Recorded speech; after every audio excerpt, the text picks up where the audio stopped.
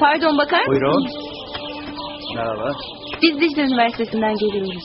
Biz burada yaşanmış bir hayat hikayesini tez olarak hazırlayacağız.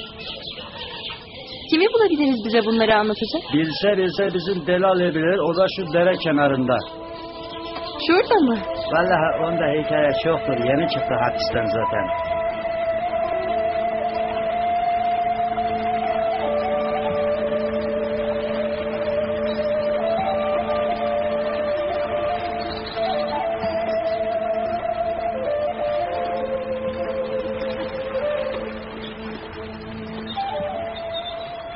Merhaba. Merhaba. Buyurun.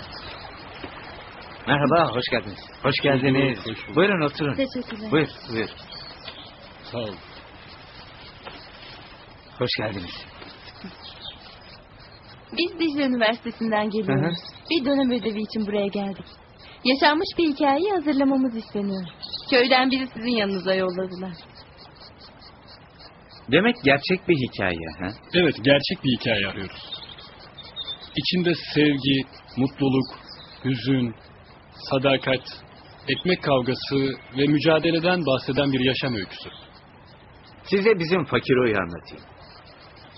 17 çocuğuyla birlikte kıt kanaat geçinmeye çalışırdı bizim Fakiro.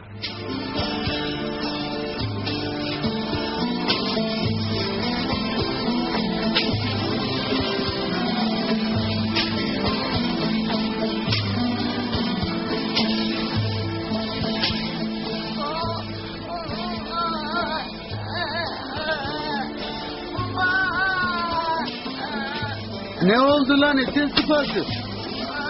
Niye ağlıyorsunuz lan?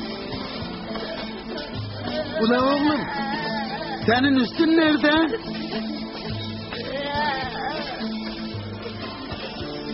Ula oğlum, senin üstün nerede kurban? Kızım şu suyu uzat hele. Hadi canım. Boğuldum ya. Sıcaktan çocuklar ya. Öldüm ya. Bu kadar fazla çocuğu neye güvenip yaptığını kimse bilmez. Karısı ilgilense ne ala.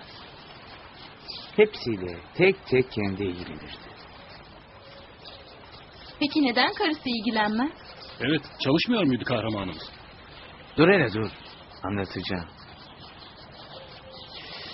İşte böyle.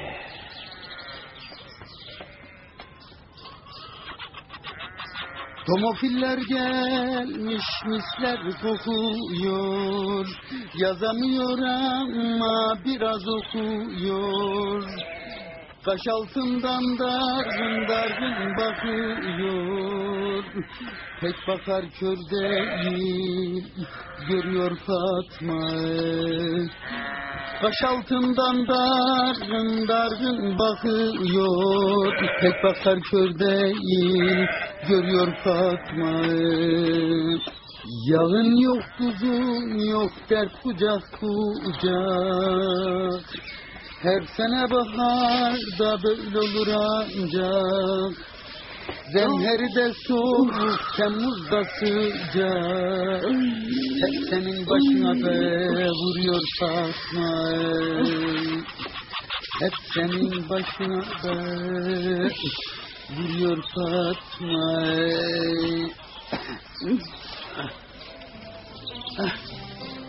Ne ediyorsun Betsy?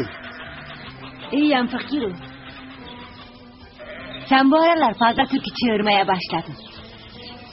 Muhtarın iti gibi çığırana devlet baba 4 duvar hediye ediyormuş.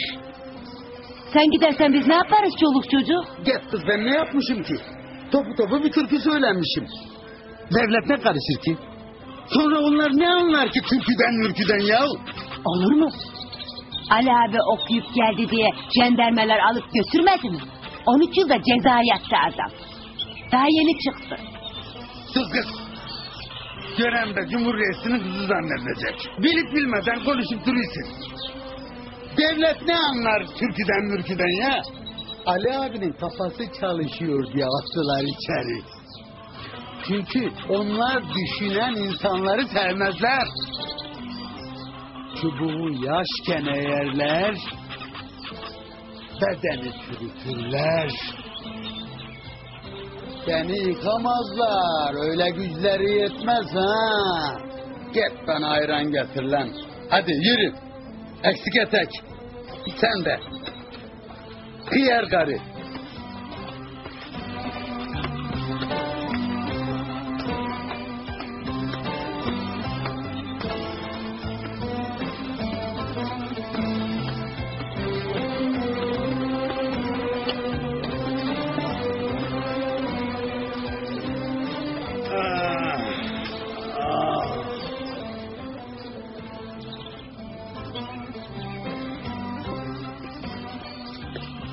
Heh, heh.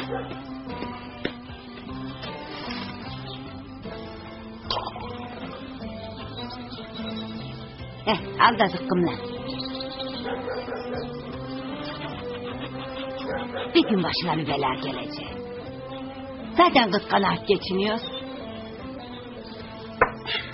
Kes sesini ya.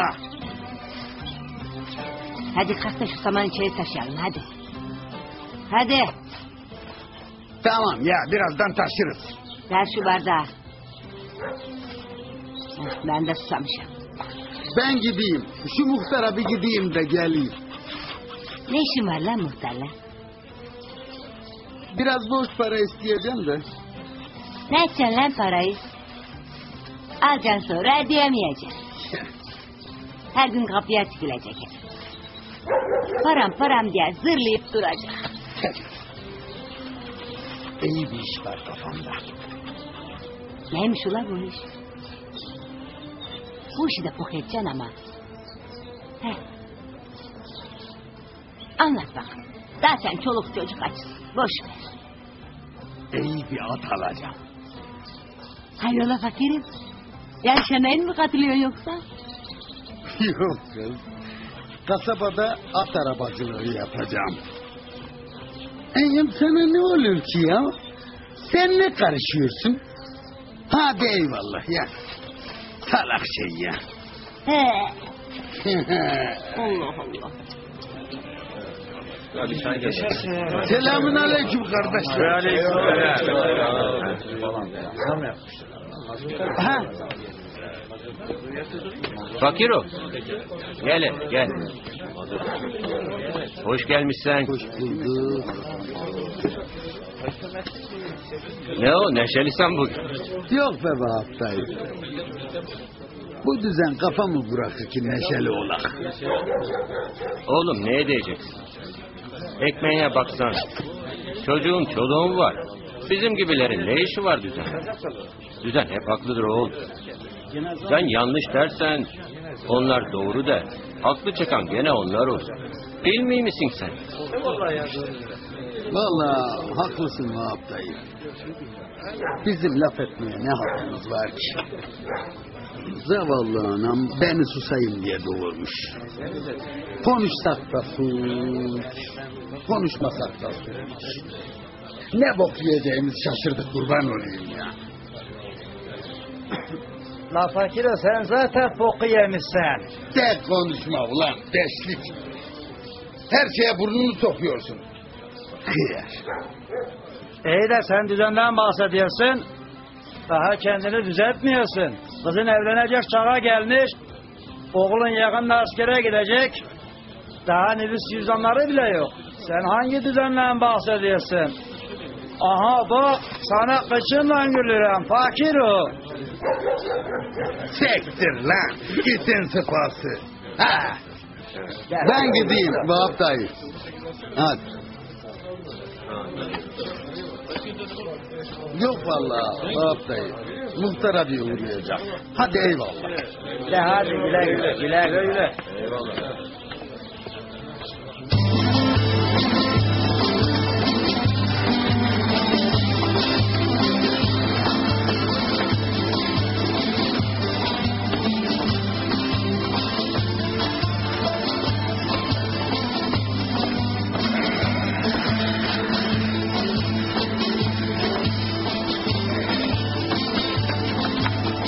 Ulan Cevit, merak etme.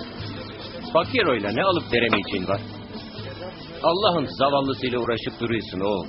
Ne alıp veremeyeceğim ki? Cahil herifin teki. Beşlik.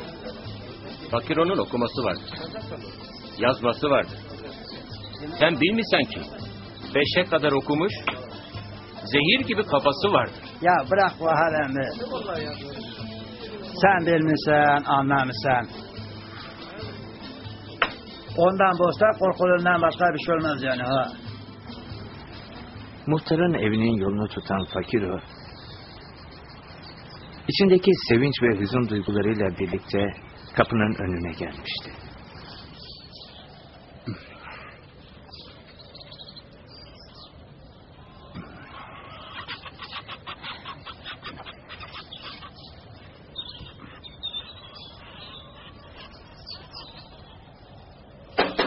Muhterem mi? Muhterem mi? Hele hanım, bak bakalım fakirin ne derdi var.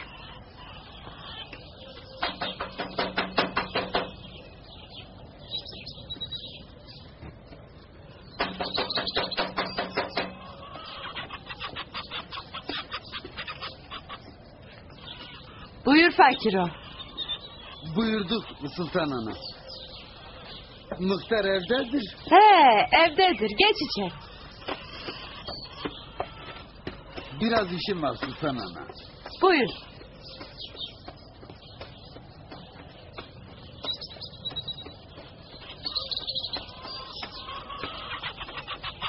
Oo fakiro.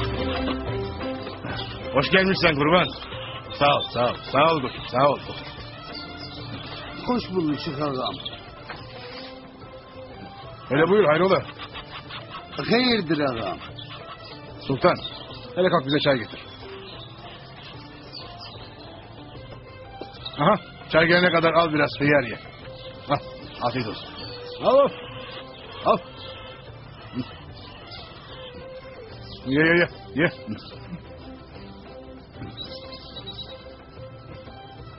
Fakiro, ne var ne yok? Sağlığın sıhhatli iyidir inşallah. İyidir ağam. Anlat bakalım, derdin nedir Fakiro? Şimdi bilirsin ağam. 17 çocuk var. İki de biz 19. Bu sene umduğumuzda bulamadık ağam. 100 ölçek buğday çıkmıştır. Satacağım mı, yiyeceğim mi? Şaşırıp kaldım ya. Haklısın Fakiro.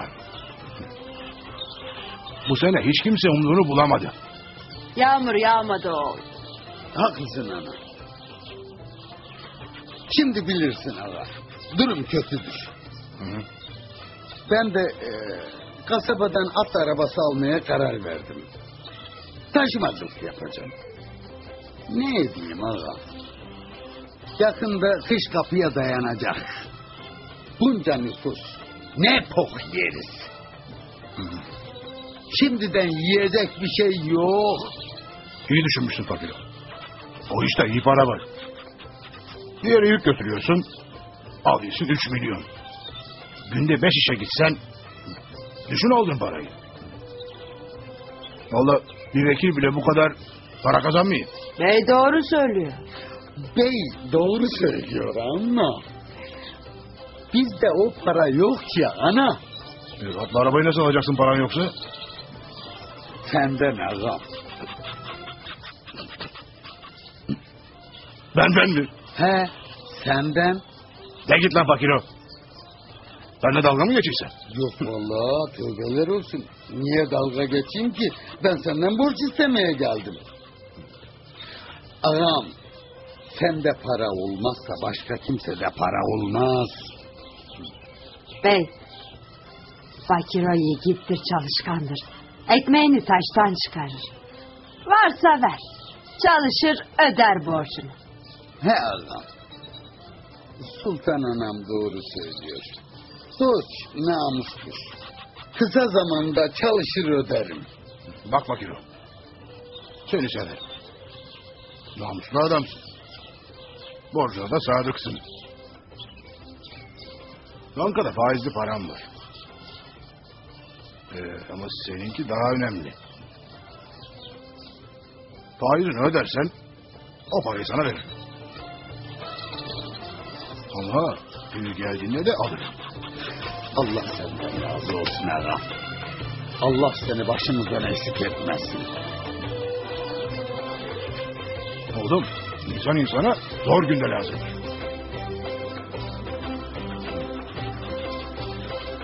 Hanım, kalk git içeriden parayı getir.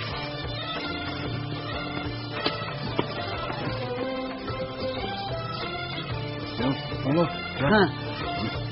Unuttum ağam. hiç hiç.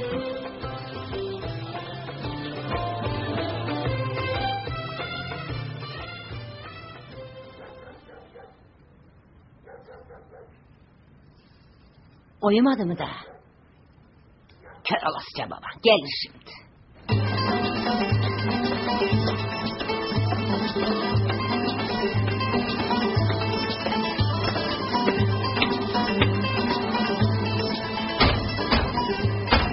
Kız versin! Gerizekalı karı! Geberdin mi? Şöyle gel! İşte geldi.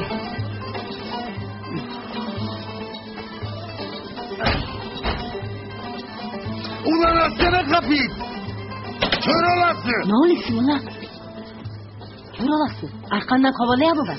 Ne vuruyorsun kapıya? He var! Kim kovalıyor?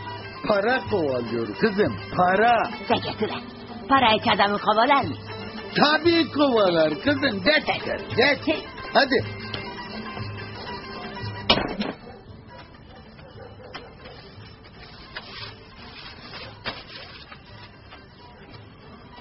Hoş gelmişsin baba. Hoş bulduk kurban. Baba böyle gelmem. Baba. Zıkkımın kökünü şöyle eşekler. Bunda bir değişiklik vardır ama nedir bilmem. Ula veletler, gecemi gündüzüme verdim yine sizi doyuramadım. Şöyle eşekler, aynı devlet gibisiniz la. Onlar da yiyor doymuyorlar. Ulan kurban olayım o uzayan diline. Bir gün bizi yakacaksın. Ne istersin Allah'ın gariban devletinden? De gel kız, yatağı hazırla. Yine zimiriniz gibi havlamaya başladın ha. He. Sen hep bildiğin gibi edersin. Bizi hiç konuşturmazsın zaten.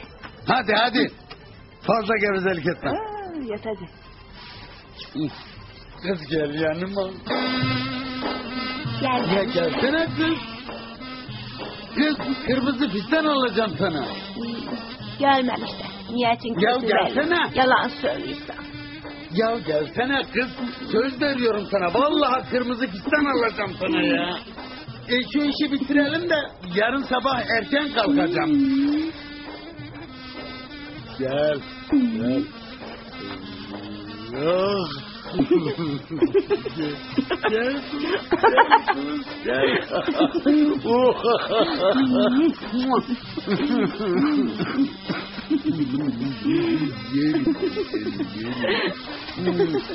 Aman. Nasıl da kanım sevmiş seni. Oh geldi hadi bakalım. Hadi. Uy yumulu. Kurt gibi kapışmayın ha. Dikkatli olun şöyle çekler. Getir kızım getir. Oh. Yiyin yavrular yiyin. Sana ne kaldır lan? Kırmızı bekle ye. Ulan doğru. Fakiro. Acıktan öyle keyifsiniz ya. Fakiro. Ha. Fakiro. Bana kırmızı güllü fistan alacaksın değil mi? Ne edeceksin la kırmızı fistanı? Neredeyse 40 yaşına geliyorsun. Sanki gençsin lan. Hadi oğlum yürü gidelim.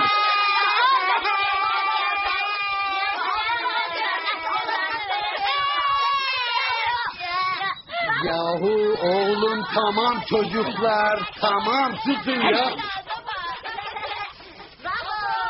Allah belanı versin. Evde çay yok, şeker yok. Çocuklar her şeyi ister.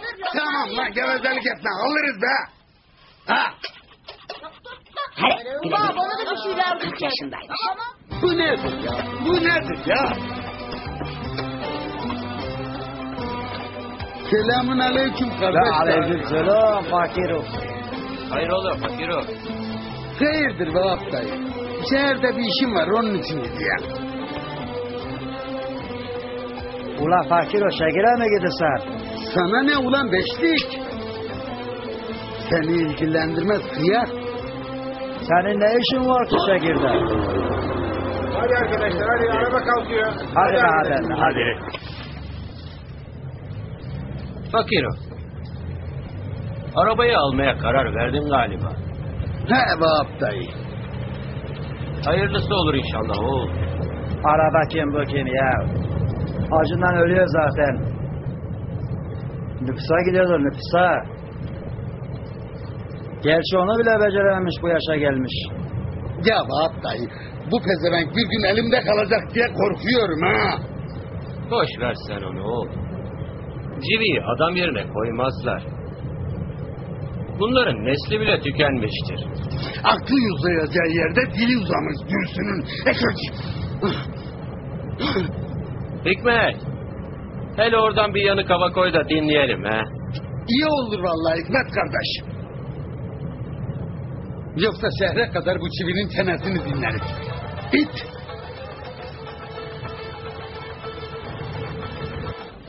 Şimdi baba, bir at arabası.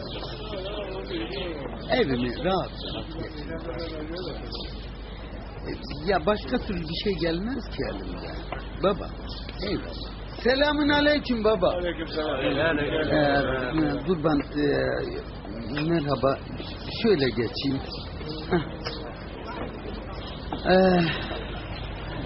Bize 3 çay getir he. Hemen abi. Dikkat et. Atın yaşlısını alma. Dişlerine iyi bak. Hastalıklı çıkarsa ocağın basar. Haklısın Vahap dayı.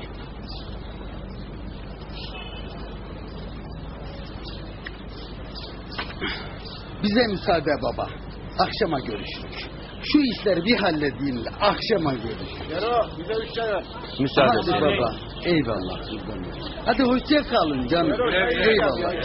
Eyvallah.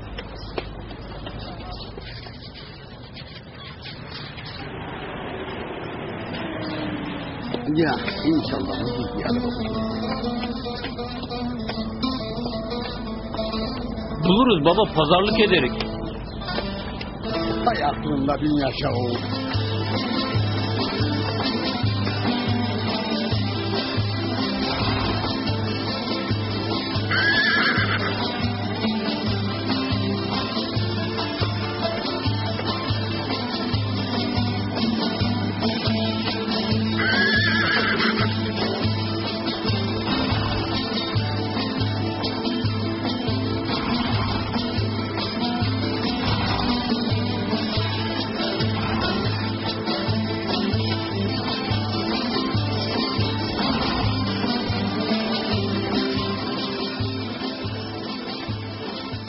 Selamun aleyküm kurban. Aleykümselam. Ya bu at da güzel, araba da güzel baba. Bunu alalım baba. Kardeş, atı da beğenmişim, arabayı da beğenmişim. Günahı nedir? Söyle. 20 lira.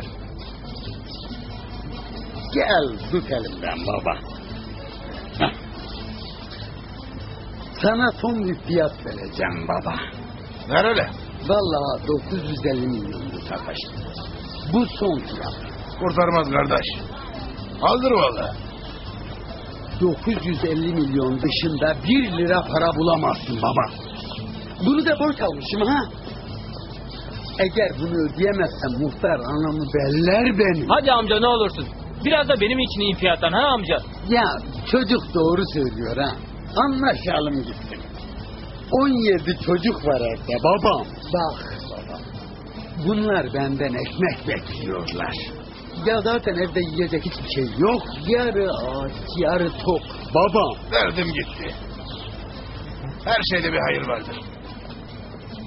Kısmet sanaymış gözüm. Sağ olasın baba. Çocukların aç kalmasın diye verdim ha. Buyur baba, al say kurban olayım.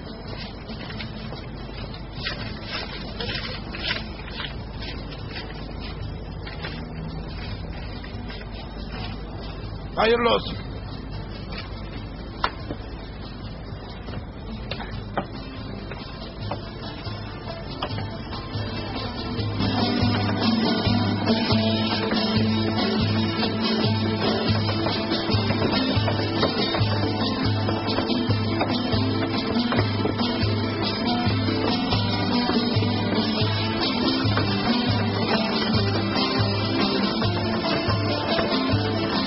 Vallahi oğlum sonunda arabayı aldık ha. Baba be, geç köye gidelim. Arabayla gezip düşman çatlasan sen ne dersin? Bugün köye gitmek olmaz oğlum. Tamam baba, sen nasıl istersen.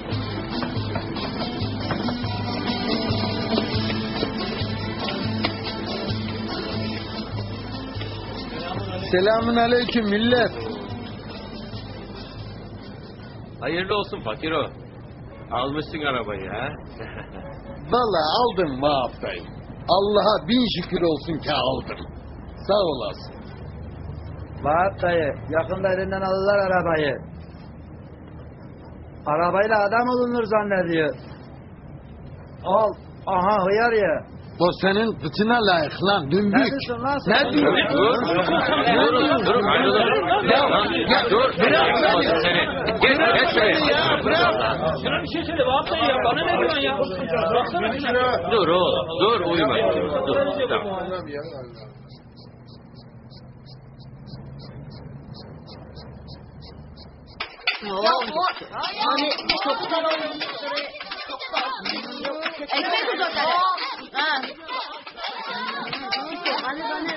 Sen niye yemiyorsun kız? Benim karnım çok aç. Ana, aldık arabayı ana. Hadi oradan. Durun. Diş yüzünü görmüş at gibi şaha kalkmayın. Babam gelmedi daha. Önce beni yolladı buraya. Ah gözü kör olasıca zalim. Arabayı buldu ya evin yolunu unuttu.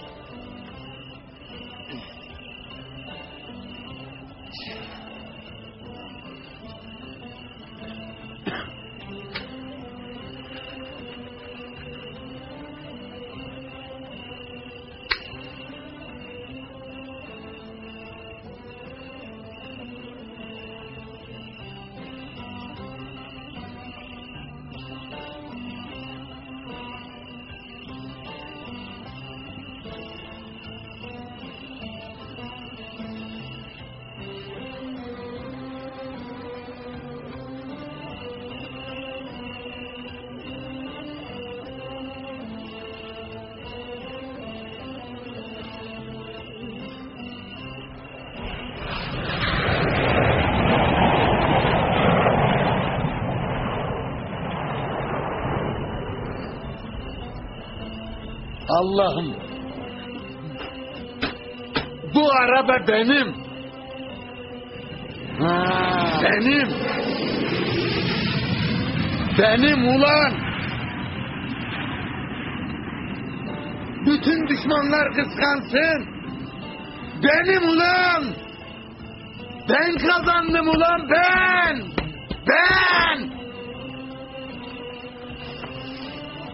Ah.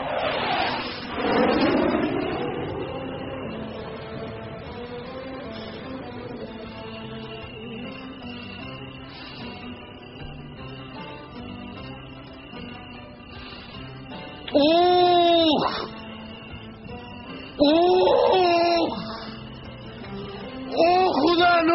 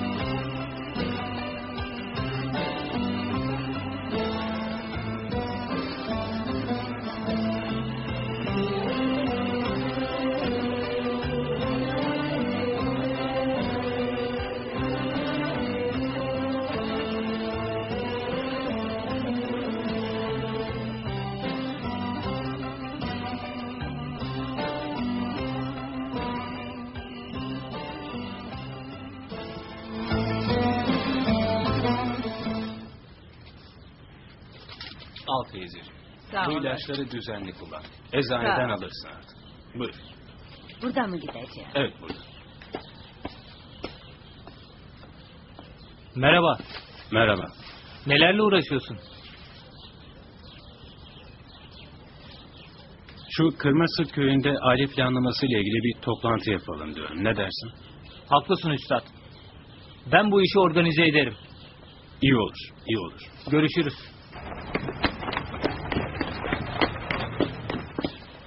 O yüzündeki gülümsemenin biraz sonra yerine acı bir ifadeye bırakacağından habersiz iş durağı denilen yere varmıştı. Bu sırada köyde de aile planlamasıyla ilgili doktorlar briefing vermekteydi. Böyle fırsat bir daha ele geçmez. Hepinizin derdine çare bulacak. Az çocuk doğurmanın yollarını öğretecek. Şimdi sözü doktor beye bırakıyorum. Teşekkür ederim muhtar. Bakın hanımlar beyler. Üremek ve çoğalmak doğanın kanunudur. Ama her şeyin bir sınırı olduğu gibi çoğalmanın yani çocuk yapmanın da bir sınırı vardır. Bugün her birinizin 15-20 çocuğu bulunmakta. Ve bunların çoğu ya hastalıktan ya da bakımsızlıktan elinizden yok olup gitmekte. Bunları doğuran siz kadınlar birçok sorun yaşamaktasınız. Bunları engellemek sizin elinizde. Eğer kadın erkek bir olup bu duruma dur demek isterseniz bizler de sizlere yardımcı olmak için buradayız. Yarın bu durumla savaşmak isteyen herkesi sağlık ocağına bekliyoruz. Orada doktor, ebe ve hemşireler sizleri ücretsiz muayene edip yardımcı olacaklar.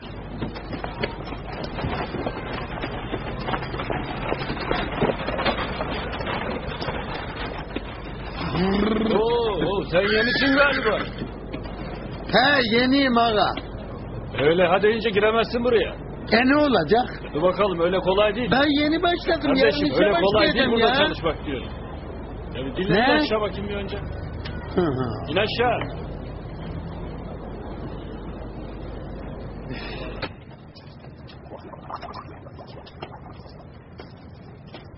Ağam. Ağam.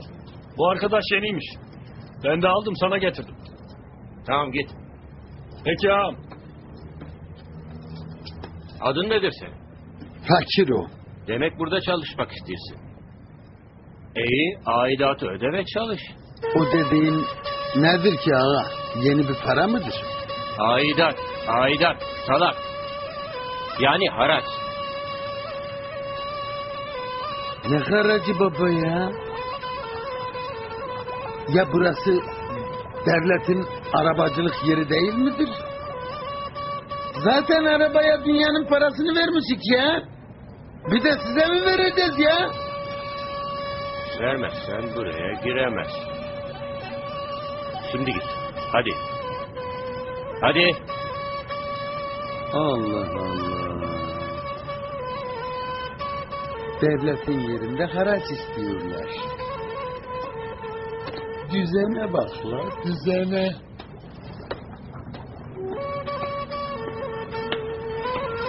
Selamünaleyküm arabacı. Ve aleyküm selam. Abi şu çimentoları buradan 2 sokak öteye götürelim. Tabi götürürüm baba. Ne kadar istiyorsan? Vallahi 5 milyona götürürüm. Taşımaya da yardım et, sana toplam 10 milyon vereyim. Valla kardeş ben biraz belimden rahatsızım. Ben çıkarayım.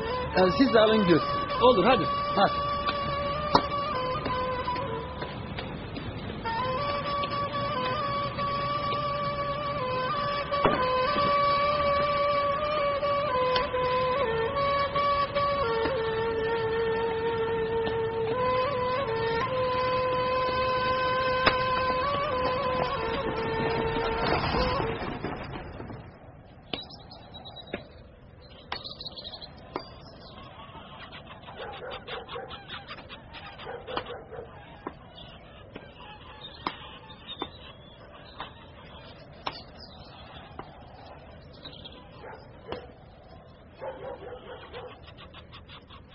Birkaç gün sonra fakiranın bonası geliyor. Ya ödemezse? Öder. Ödemezse ya karısını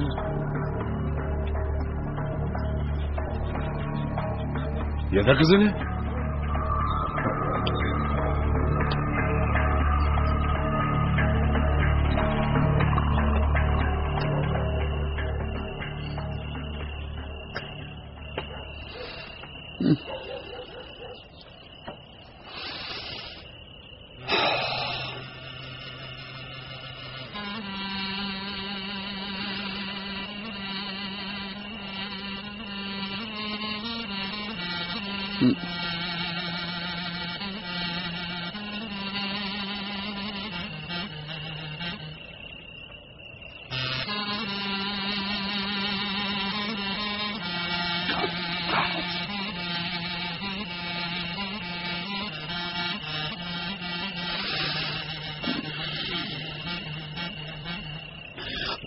Böyle olmaz.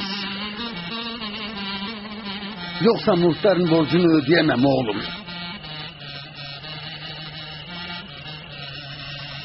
Yarın gidip sıraya gireceğim. Kimse bana karışamaz.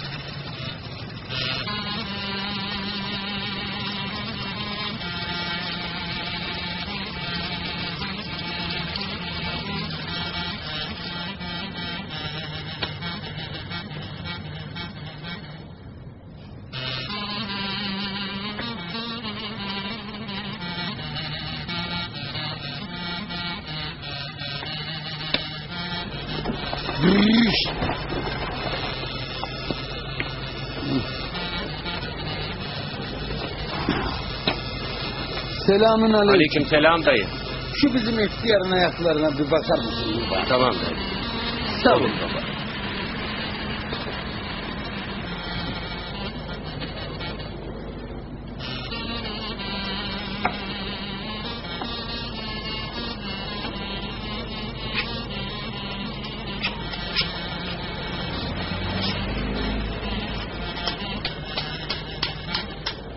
Tamam yavrum, tamam yavrum, tamam yavrum.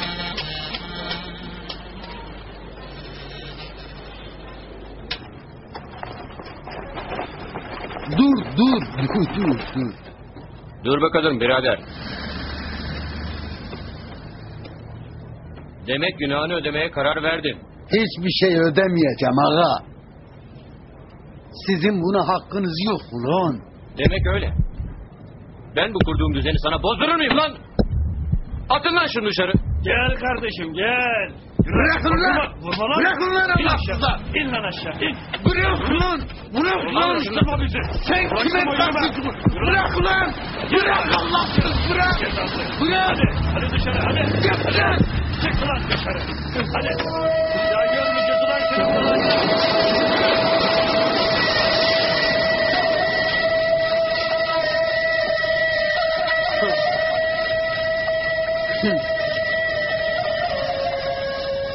Atımı verin lan! Atımı verin lan! Eşşoğun eşekler! Atımı verin lan orospu çocukları! Hadi.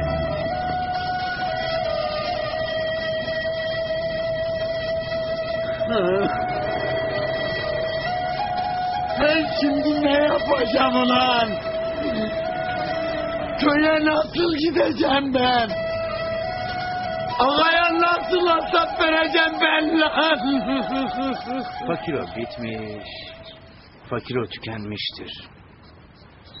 Ne yapacağını bilmeden yollarda yürür. 2 gün sonra ödemesi vardır. Ama elinde hiçbir şeyi yoktur. Ya baba güneşte kalsak ne olur? Zaten yanmışız.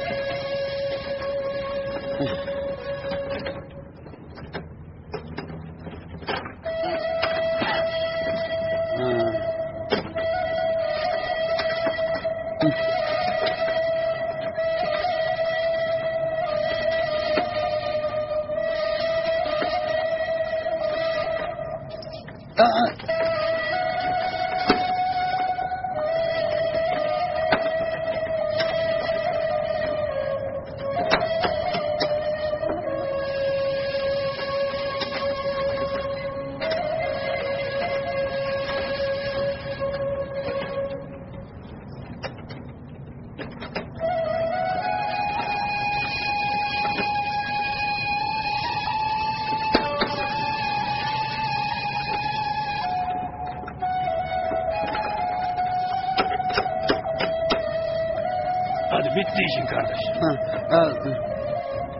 İyi, hadi bereketini gitsin. Sağ ol baba. Hadi hayırlı işler. Eyvallah.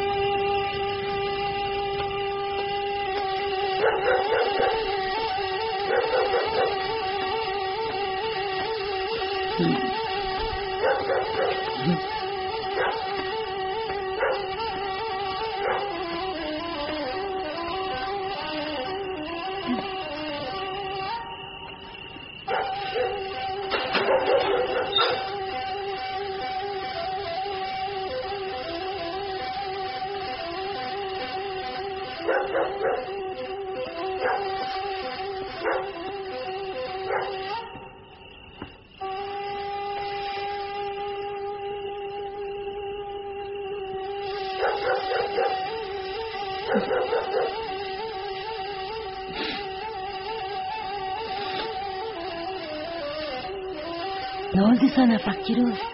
Ne oldu söylesene.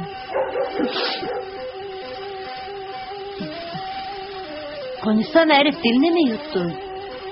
Konuşsana. Araba nerede?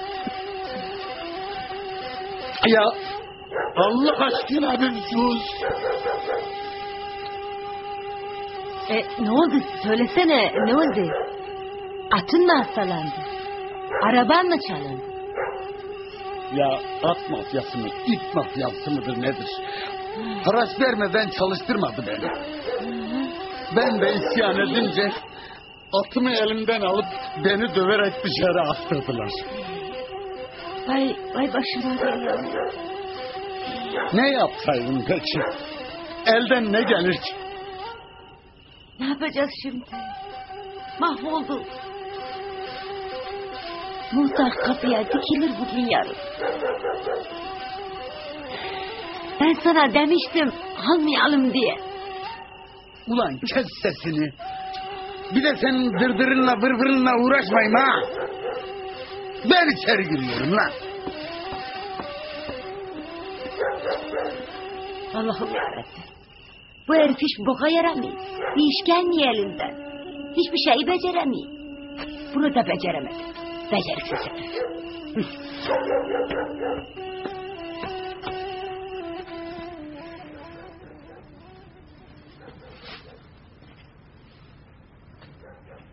Ali, oğlum Ali.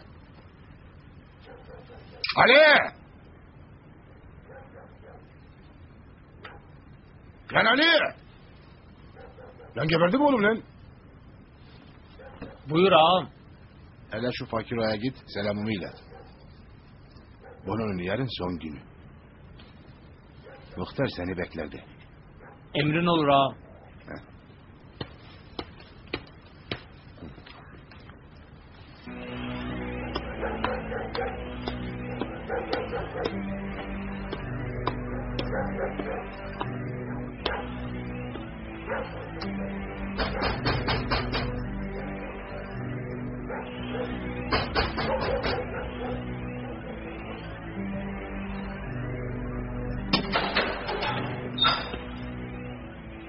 Hayırdır Ali bu saatte? Hayırdır fakiro? Muhtar selam söyledi. Yarın bona günü. Bana uğrasın dedi. Ben zaten yarın geleceğim ona kardeş. Peki fakiro. Allah Allah. Dün bir bugün iki lan dümbük pezevenk. Adamlarını şimdiden yollamaya başladı hıyar ağası.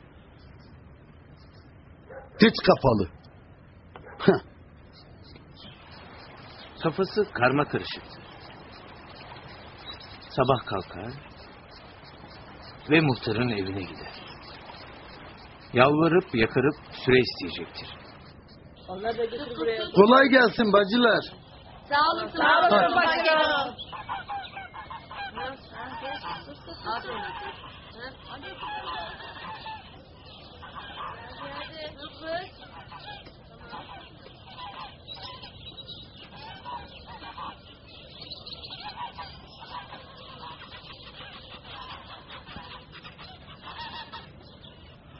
Para ne oldu kurban? Mıhtar ağa. Para tümle. Gittim çalışmaya. Başıma gelmedi kalmadı. Aklıma sözde mafya el koydu. Ne yapacağımı, ne bok yiyeceğimi şaşırdım. Sana anlattım işte. Ne olursun bana bir ay zaman ver. Bak da yüzünü de ödeyeceğim. Söz. Bak bakayım. İş başka, dostluk başka. Sana 2 gün müsaade. Yoksa ben yapacağımı bilirim sana. Benim kusuruma bakma. Hadi git.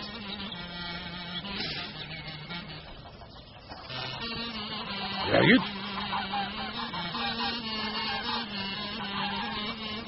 Ya hadi oğlum, hadi. Ya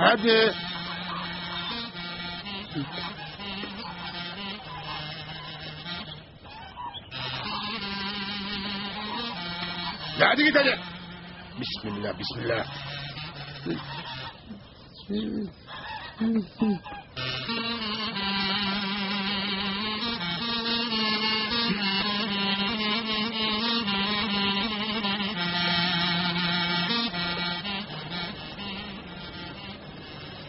Hayrola oğul?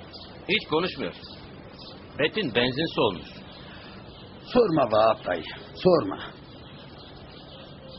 Şu bizim köylü vekilin adı neydi? Ne yapacaksın oğul vekili? Ya bey, lazım olacak bana. Recep Karaca. Recep Karaca. Ulan fakir oğlum. Yarın parayı ödeme. Ben de karını yahut da kızını elimden almazsam ben de namussuz olayım.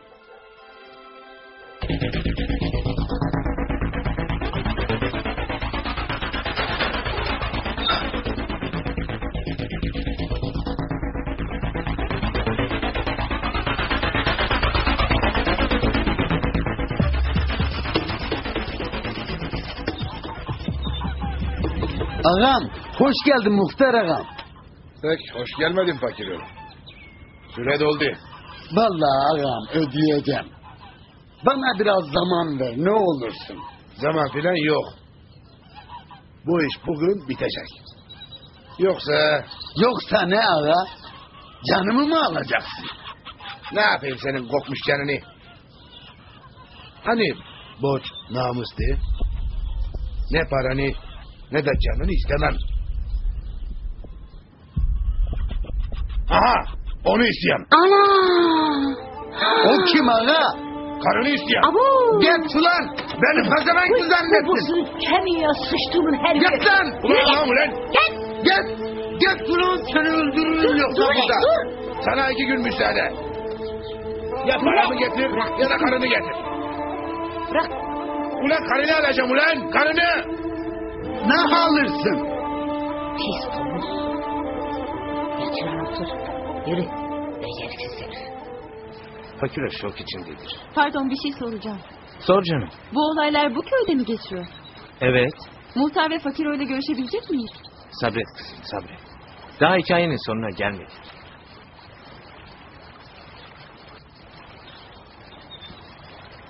Fakir o büyük kararını verir. Ben nasıl sakin olayım? Karımı istiyor benden ya. Bırak şu kıvatı. Sen üzme canlıyı. Bu adam bize rahat vermeyecek. Ne edeceğiz? Yapacak bir şey var. Vekile Ankara'ya gitmek. Gidelim. Kalk hele. Hazırlan. Ankara'ya gidiyoruz. Ankara'ya gidiyoruz. Evet. En doğru karar buydu. Ve yola koyuldu.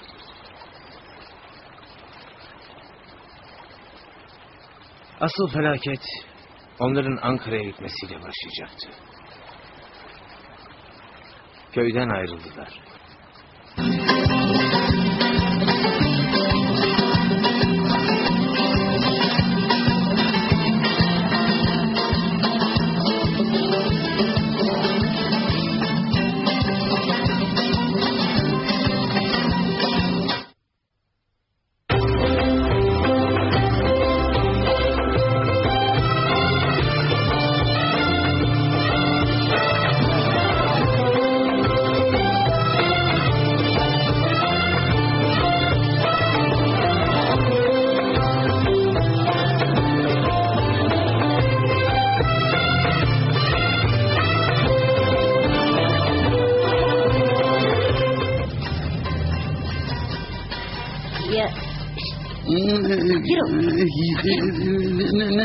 Ne ya?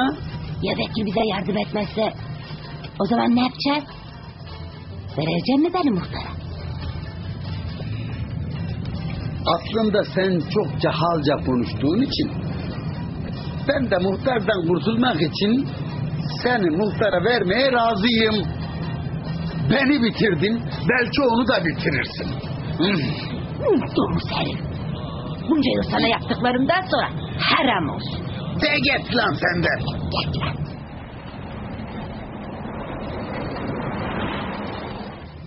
Bese gençlik yıllarında bizim bu vekil Recep Bey'e aşıktı.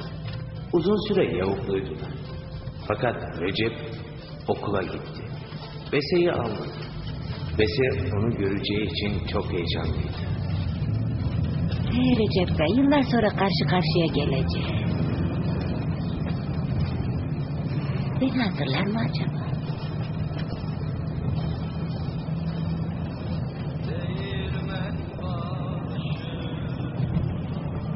Herif kalk yere kalk. Bak işte geldik. Çabuk Ankara yazıyor da.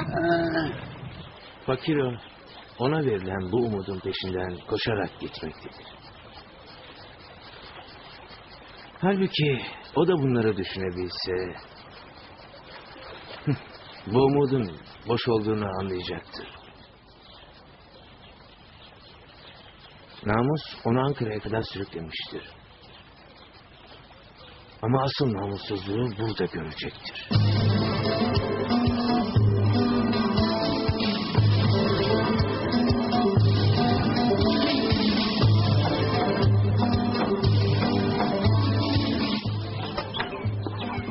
Sana bir şey soracağım bey.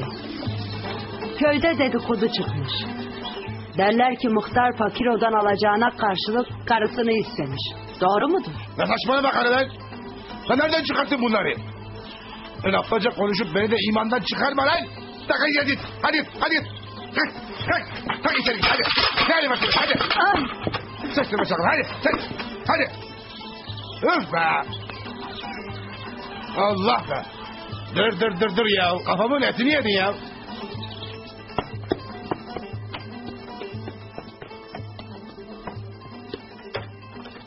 Buyurun efendim. Şöyle oturun. İyi günler kızım. İyi günler efendim. Vekil Bey'i görecektik de. Randevunuz var mıydı? Yok kızım, istersen koşup gidip alıp geleyim. Kim geldi diyeyim? Biz köylülerik. Fakir öyle bahsedersen hatırlar bizi. Bir saniye.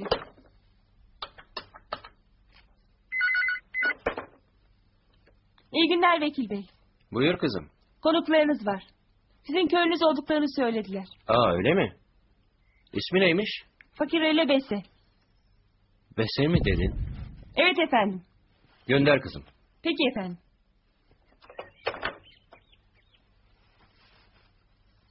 Buyurun efendim şöyle. Buyurun efendim.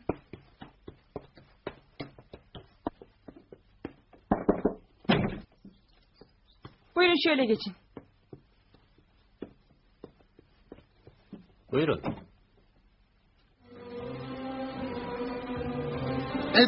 Dur Bese, sakın dokunma ha.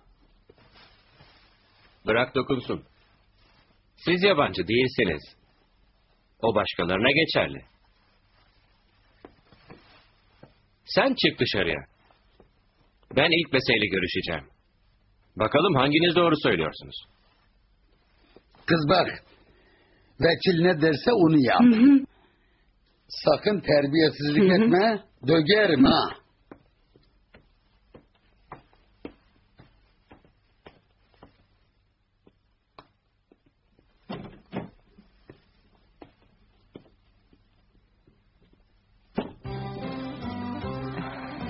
Bese, hele gel.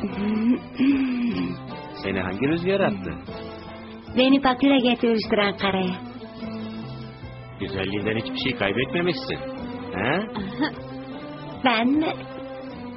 Evet. Yapma.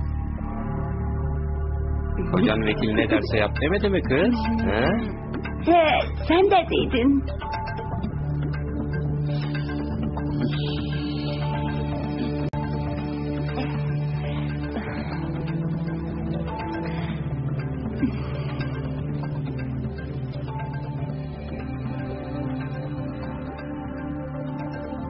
Sen git.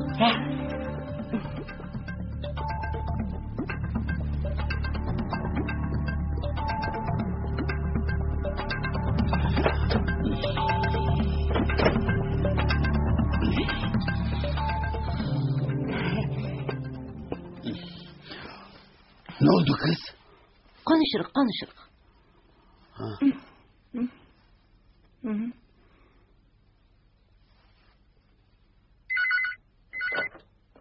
Buyurun. Onları gönder. Birkaç güne kadar vekil Diyarbakır'a gelecekmiş dersin. Peki efendim.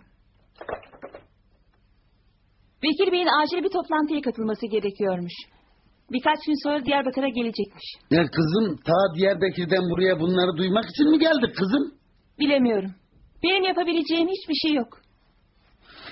Kalk mesela kalk.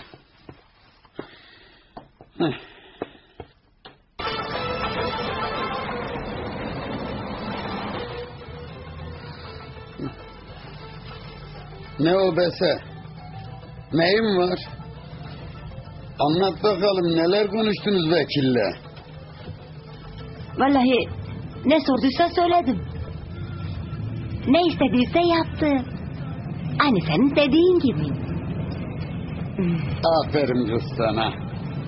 Ha böyle akıllı ol, canımı ye.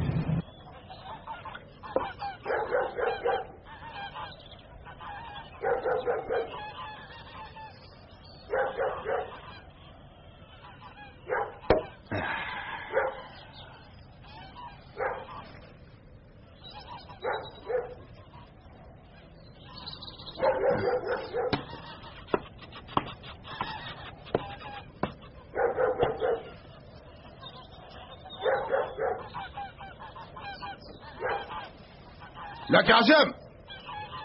La Kazım! Gel lan buraya.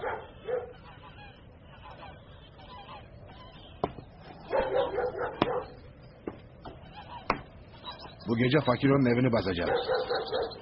Herkes hazır olsun. Emrin olur ha. Hadi şimdi işinizin başına hadi. Peki. Hadi.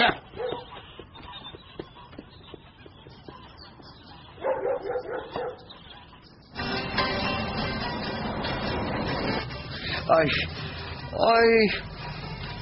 Ay. Ne oldu? Başım ağrıyor gari. Ay. Allah Allah. Ay. Şimdi haline sorayım bakalım herkes civar mı? Ay. Kardeş Ay. bakar mısın? Ay. Bir bak. Herkes civar mı? Var. Ay. Getir hele getir. Ay. Ay. Aspirin abla. Ay. Oh be. Başımın ağrısı geçti. Her derde devadır Ankara derler. Ama baş ağrısını aspirin keser. Çok bilmiştim.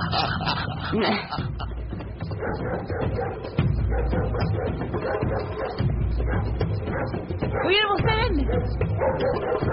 Baban nerede ya? Babam Ankara'ya gitti muhterem. Demek beni vekile şikayete gitti.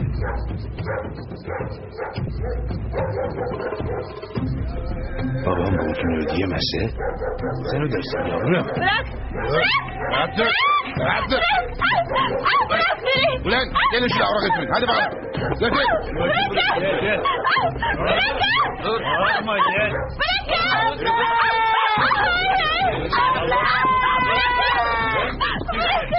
Buyur ha. Al buyur.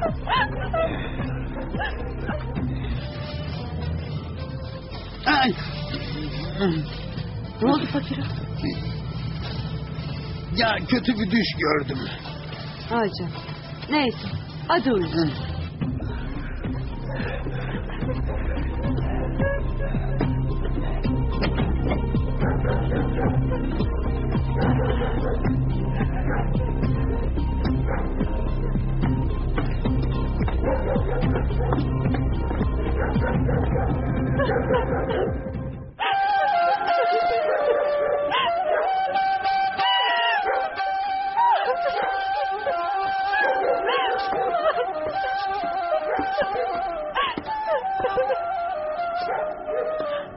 Canım yanıyor.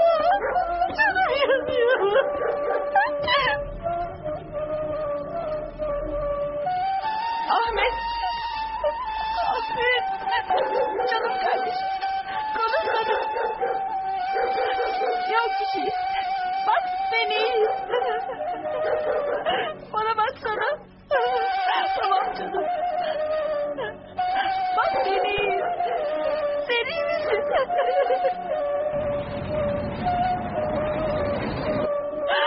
Nedir bu başımıza gelenler?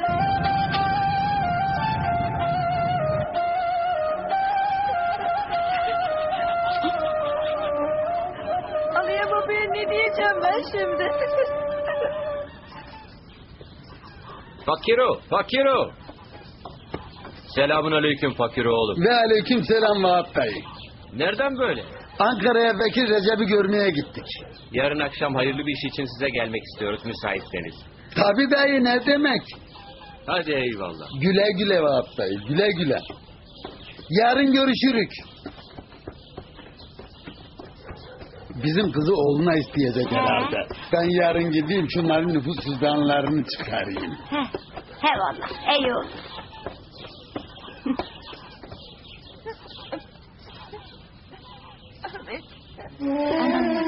Bir şey olmuştur Ahmet'e. Hoş geldiniz. Hoş bulduk. Hayırdır, niye ağlıyorsun? Ahmet'e bir şey olmuştur niye ağlıyorsun? Neyi vardır? Ahmet ne oldu bir şey mi oldu? Çocuklar tarlaya gitti. Ahmet de hastadır. Konuşmuyor. Dili tutuldu. Ahmet'im. Ne yaptın lan çocuğa? Oğlum. Üşüttün değil mi lan çocuğu? Yoktur hali konuşmaya. Baba üşüttüm. Ne oldu Ahmet'ime? Oğlum Ahmet. Ne oldu sana yavrum? Ahmet'im. Yahu Allah bunda Allah. bir hal var. Kurban olayım Ahmet'im konuşsana. Canım benim. Ahmet. Herhal ablasını isteyeceklerini duymuştur. Ondan ağlıyordur, bir şey yoktur. Halbuki kızın hayatı sönmüş. Ve kimseye hiçbir şey söyleyememiştir. Fakir oysa olan bitenden ne haber? Muhtarsa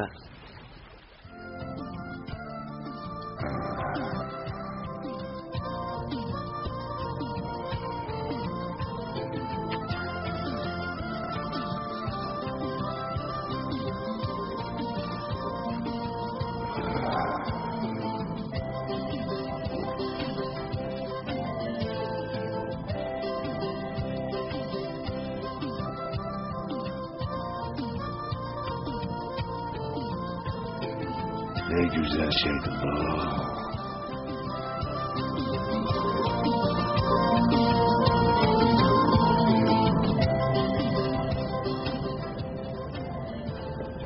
Allah Allah. Ben ne güzel evde çocuklarının yaşlarını yazmıştım, kurban olayım. Aldılar kağıdı elimden. Ahmet'i Mehmet, Mehmet'i de Fatma yazmışlar. Şimdi 8 yaşındaki kızımı askere çağırırlarsa ben ne bok yerim ya? Aa.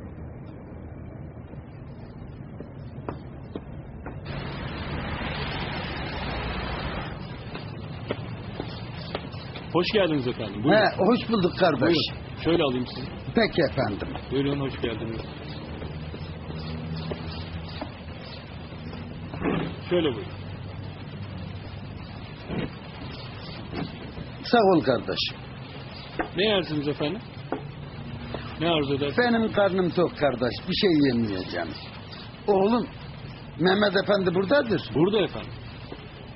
O zaman oğlum çağır da gelsin. Pardon, anlayamadım. Ya çağır da gelsin. Bunda anlamayacak bir şey yok ki. Kim diyelim efendim? Kırma sırttan fakir ödersin. Peki efendim. Hı.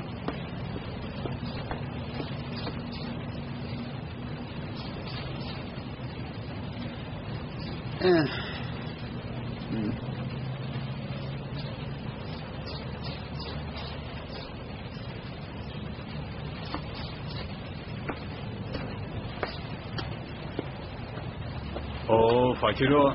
Hoş geldin. Hoş bulduk. Kurban. Nasılsın, iyi misin? İyiyim kurban, sağ ol. Buyur otur. Hayırdır fakir o?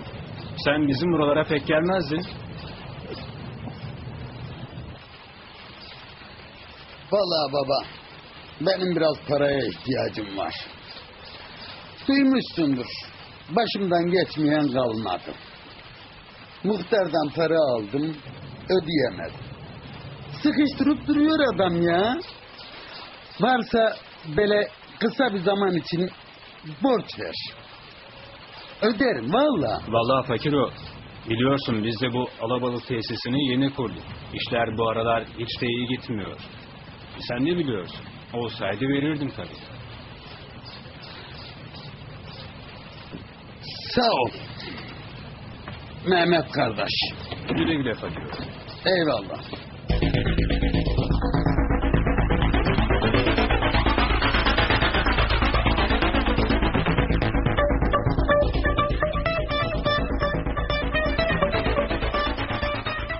Ya işte böyle Vahap dayı. Sağ olasın kızım. Sağ ol kızım.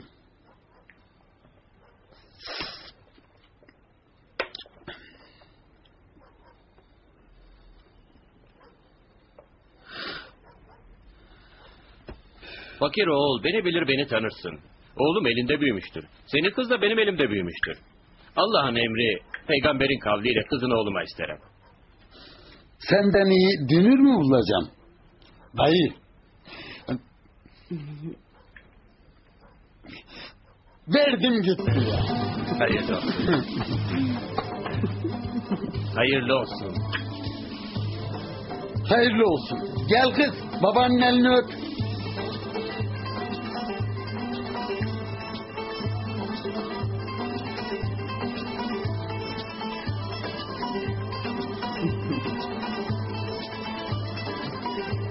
Hadi oğlum sen de kalk öp. Sağ ol. El öpenlerin çok olsun.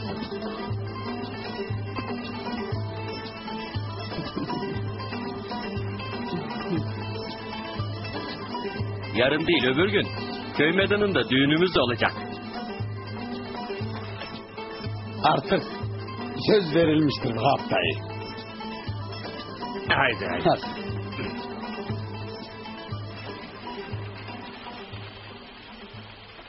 Sayın Vekilim, sizin de yardımlarınızla bu Dicle canlı balık tesislerini kurduk. Vekilim, teşekkür ederim. Önemli değil Mehmet.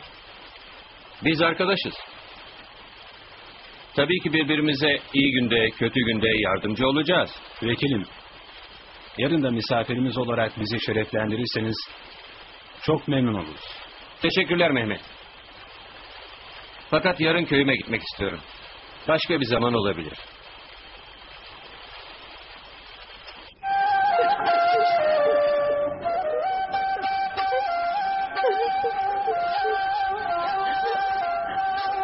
Ben nasıl evleneceğim bu halde?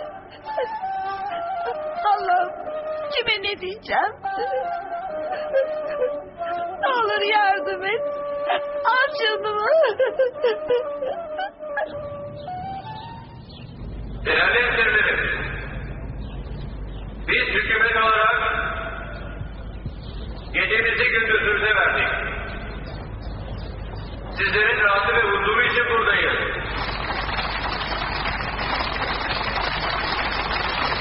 Bazılarına diyorlar ki,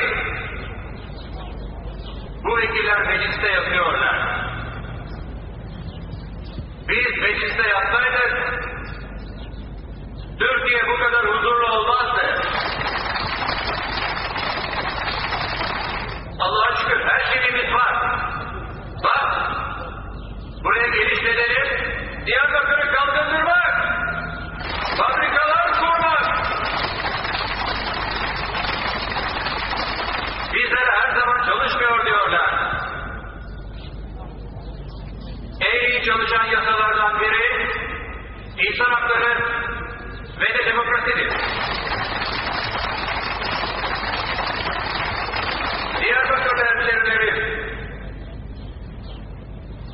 bu tür protesto polemiklerine inanmayın.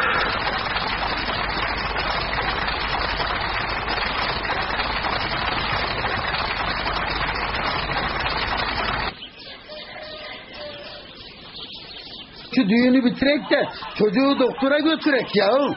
He? Baba, Vekil Recep bugün köye geliyormuş. Gel lan yanıma. Doğru mu diyorsun lan? Ha, doğrudur. Muhtar emmi bugün herkese haber salmıştır. Kesin geliyordu. Tamam git hadi. Bizim derdimizi halletmeye gidiyor. İnşallah. Ha. Hadi hazırlık yap. Tamam. Karşılarız bizde. Tamam. Hadi kurban hadi.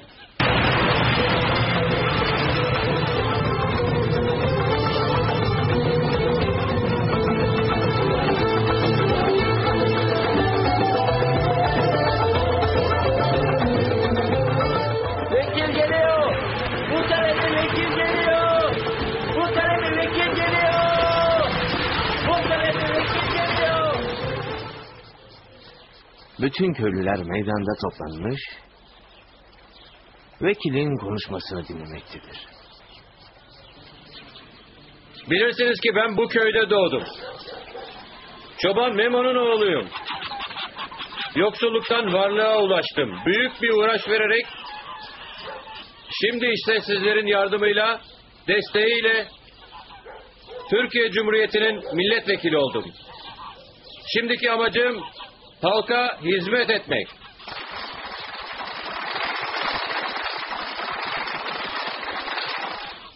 Kırmasırt köyünün deresini keselim, hep beraber gölet yapalım.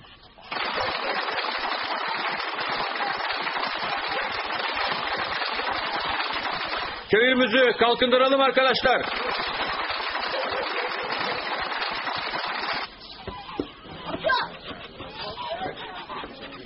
Vekil Bey geldi işte. Paramı ödeyecek misin artık? 2 güne kalmaz öderim. Göreceğiz. Hoş geldin Bekir Bey. Hoş bulduk Bakirov. Bak vekil bey, bizim yarın kızın düğünü var. Gelirsen mutlu olacağız. Bu gece de bizde kalırsın. Bu gece muhtarda kalacağım. Yarın da köydeyim. Nasıl olsa düğüne katılırım. Sağ olasın. Sağ olasın vekil bey. Nasıl da özlemişim köyümü. Vekil oldun olalı bizi unuttun vekilim. Buyur. Teşekkür ederim.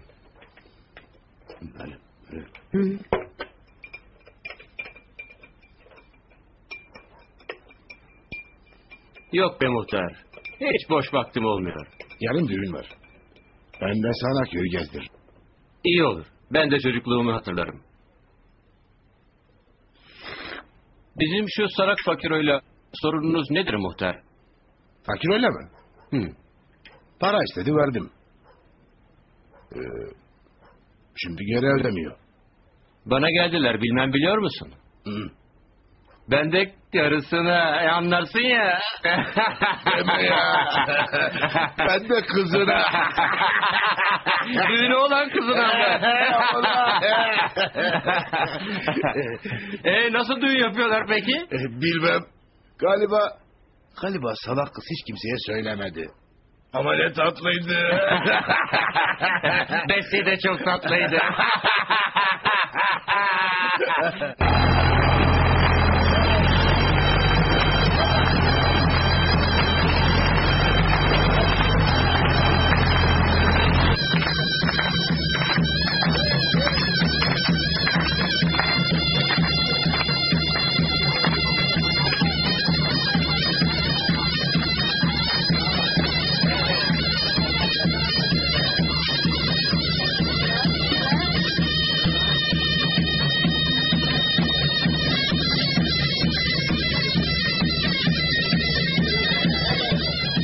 Senin yandan çarplı oynayın.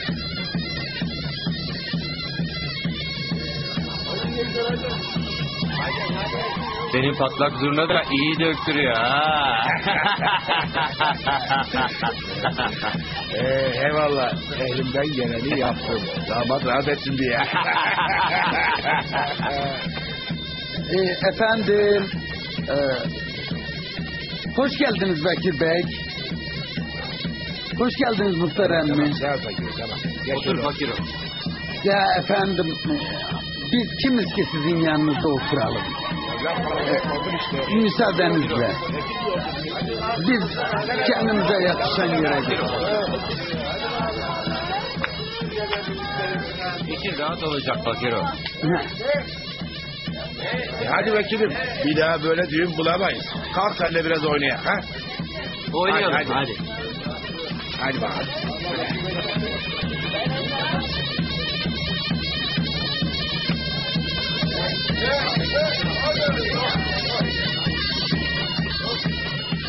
Fakiro. Bugün en mutlu gün. Haklısın Vahap dayı da mutluluk bizim neyimize. Oh bak. Hadi.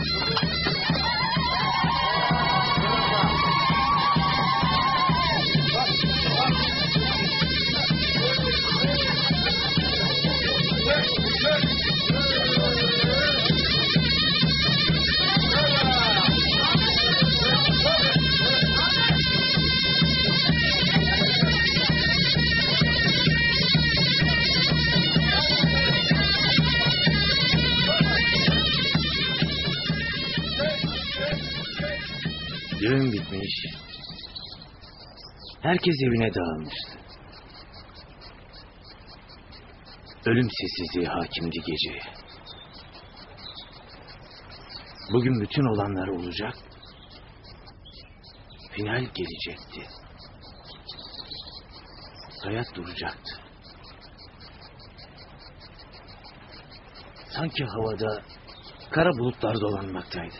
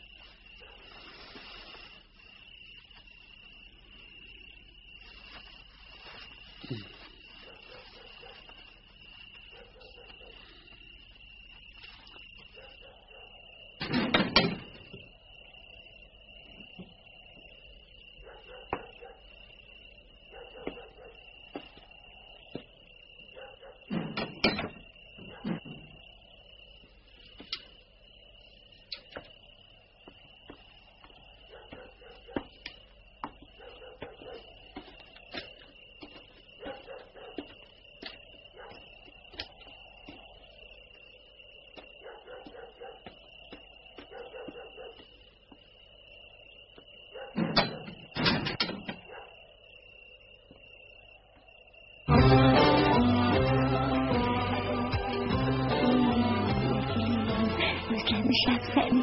Gel. Yürü. Yürü. Yürü.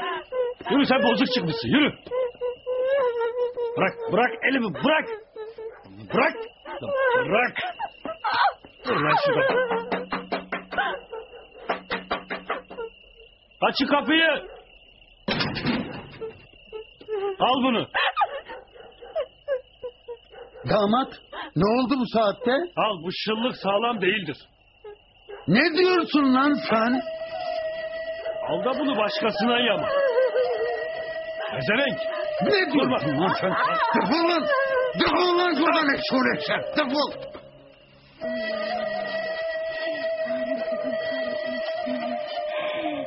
Ulan zibici karı! Nasıl oynarsın lan benim namusumla? Ekşol eşek! Nasıl oynarsın lan orospu? Benim suçum yok. Siz Ankara'dayken muhtar evimizi bastı. Sonra beni zamanlıkta Ahmet'in birine bu yüzden tutuldu. Sus ulan! Çak sesini! Yeter ulan! Dünyada kimsenin yüzüne bakamaz oldu ekşol eşekler! Susun ulan! Sus lan! Geberteceğim ulan seni ben!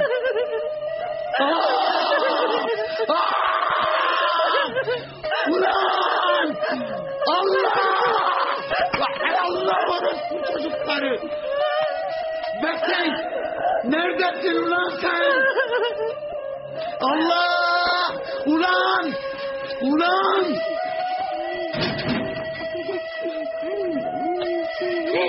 Bunu nasıl yaparsınız bana ulan? Önce sana geldim. Yardım istedim. Hem ekmeğimizi aldın kursağımızdan, hem de karımızı aldın koynumuzdan lan. Fakir yapma.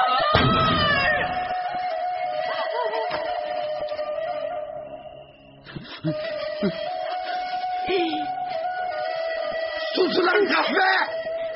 Dur. Yapma. Fakir oldu. Değmezsin ulan buna. Baba! Baba! Ahmet öldü baba! Baba!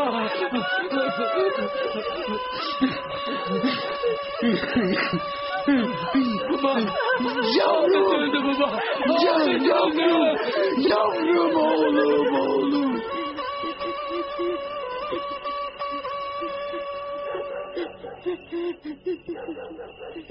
Orospu çocuğu! Ulan senin de ananı belleyeceğim! Geliyorum ulan!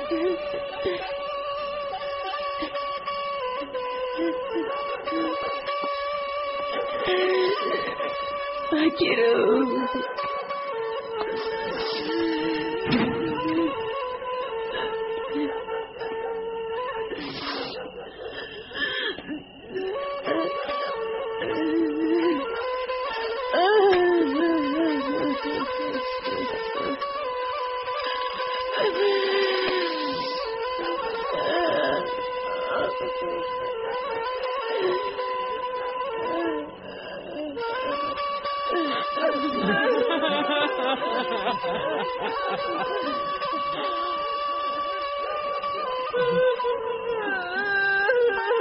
Ahmet öldü. Ahmet'im. Ne oldu sana? Bırak lan kahpe. Sen de adamısın lan. Git orospu. Git oradan. Git orospu.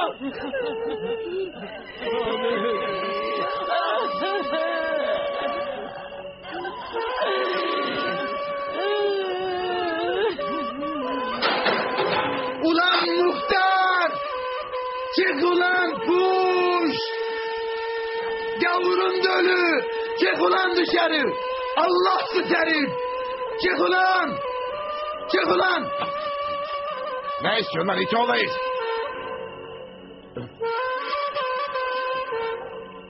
Fakir'im.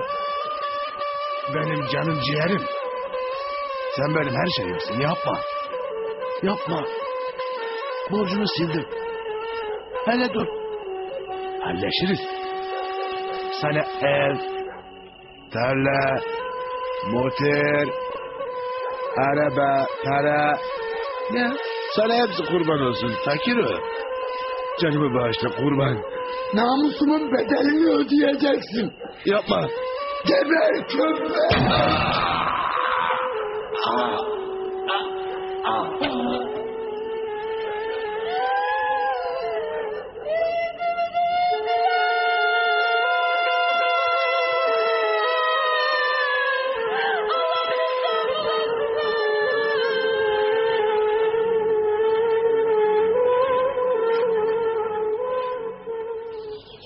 Fakir'i alıp götürdüler. Önce hastaneye kapatmışlar.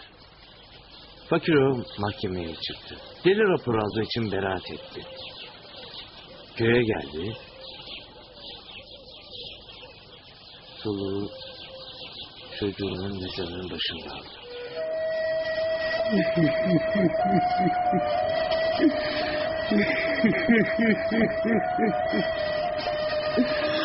Ahmet'im! Oğlum! Canım! Ah yavrum, yavrum! Sen benim gözümdün. Göz bebeğimdir, kurban olayım. Seni yitirdim. Ailemi yitirdim.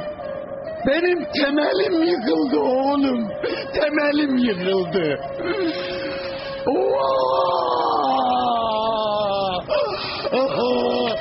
Allah benim belamı versin.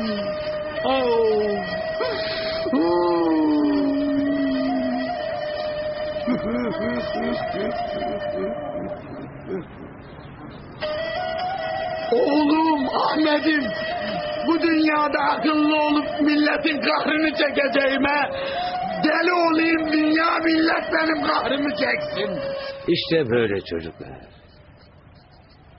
Bu anlattıklarım hayatın ve düzenin ta kendisidir. Peki ya sizin hikayeniz? O bir dahaki filmde inşallah. Teşekkür ederiz. Hadi bakalım.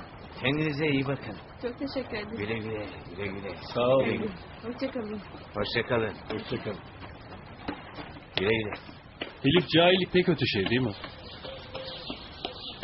Bu dünya, bu düzen kötü.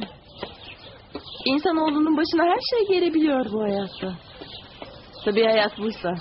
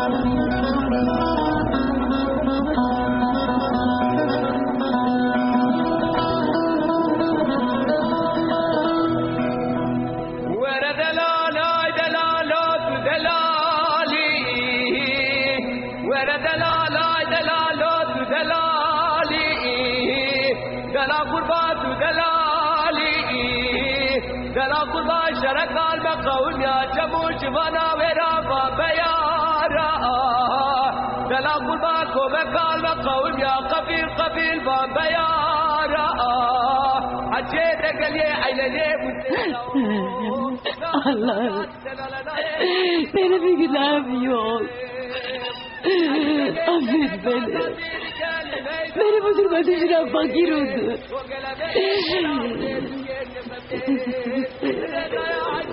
Peki ne istersen yap dedi. Benim yaşamaya hakkım yoktu. Yok. Öleyim gitsin.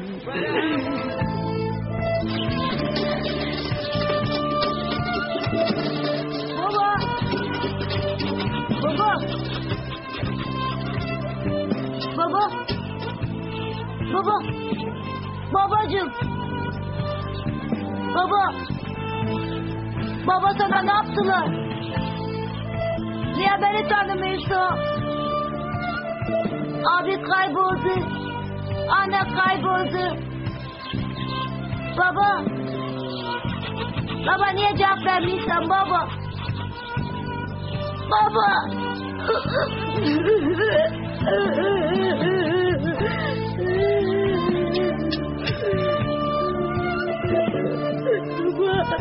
Baba.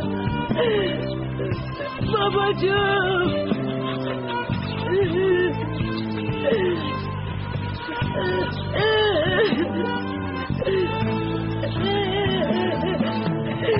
Baba. Baba gitme baba.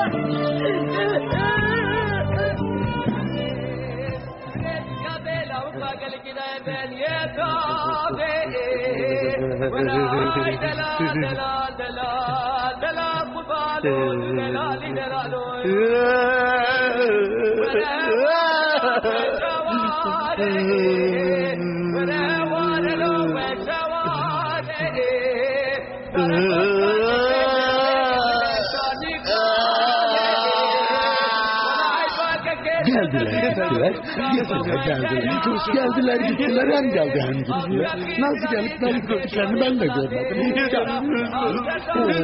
Hoş geldiniz, sefa geldiniz, bana da geldiler. Eyvallah, kalabalık geldiler. Ben ne bok yiyeceğim, yemeği kim hazırladılar? Ay canım, geldiler geldiler. Hayda, bu zibidiye de gelmişler.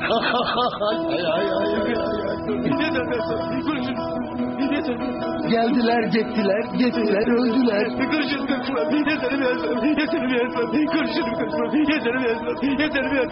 Devrim Ali geldi, Devrim Ali gitti. Devrim Ali geldi, Devrim Ali gitti. O Devrim Ali geldi. Bu ne lan? Hayda. Devrim Ali devrim oldu. Devrim Ali devrim oldu. Devrim Ali devrim oldu. Devrim Ali devrim oldu. Hayda devrim Ali devrim oldu. Devrim Ali devrim oldu. Ne olduysa oldu. Devrim Ali. Devrim Ali devrim oldu. Geldiler gittiler. Geldiler gittiler. Devrim Ali devrim oldu. Geldiler gittiler. Nereye gittiler? Gittiler geldiler. Devrim Ali devrim oldu.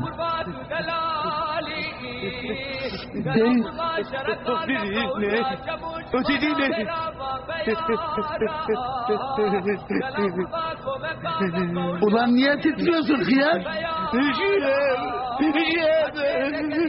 Geç ulan manyak. Bu sıcakta üşünür mü ulan? Ali Begez'de de kakadin gel meydane. Konuşurum. Bir de daya Ali Begez beklep duvara. Ve rahay delal. Dönüşte üşüdüm.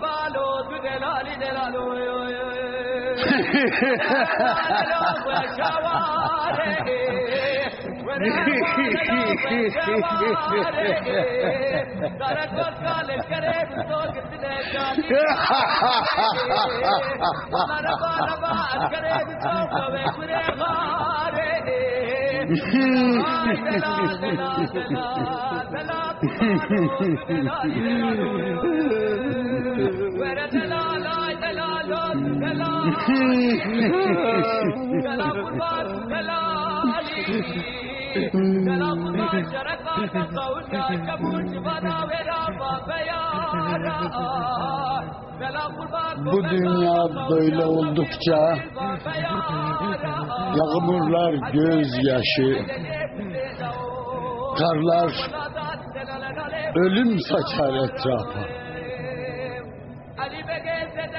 Bu düzen, bu hayat böyle oldukça güneş bile üşütür insanı ulan.